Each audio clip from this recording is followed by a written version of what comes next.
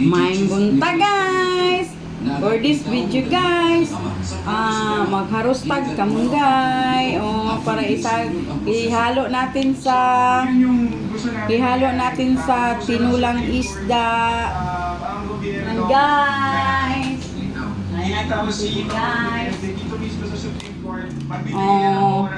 rustag kamunggay. For this video guys, for my YouTube channel. Good morning, good morning.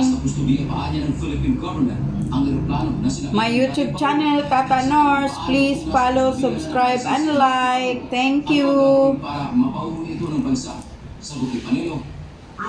Tata Norse guys, for my YouTube channel.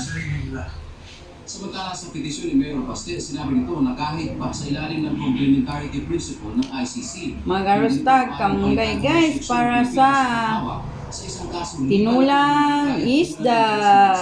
Nausigin ang seryosong krimen laban sa guys, mga kapobre, pobre man ta guys, kantag kamunggay guys.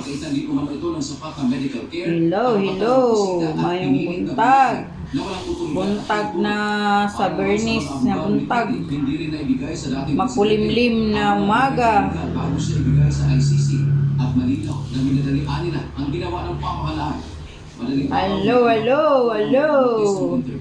Hello. Ibinyahe papuntang Dahig, Netherlands. Dapat anya na magpaliwanag ang gobyerno sa kanilang ginawa. Hello, maayong buntag. Ay, sakit ang dughan na to ani guys. Isinakay nila sa aeroplano. Laban tayo guys. Sa isang bansa.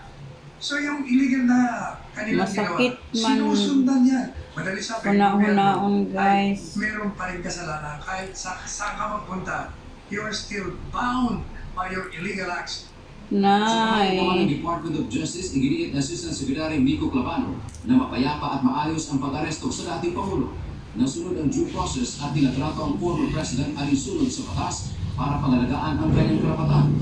Ayon naman sa international law expert na si Attorney Rodel Taton, para sa kanya, wala nang visa.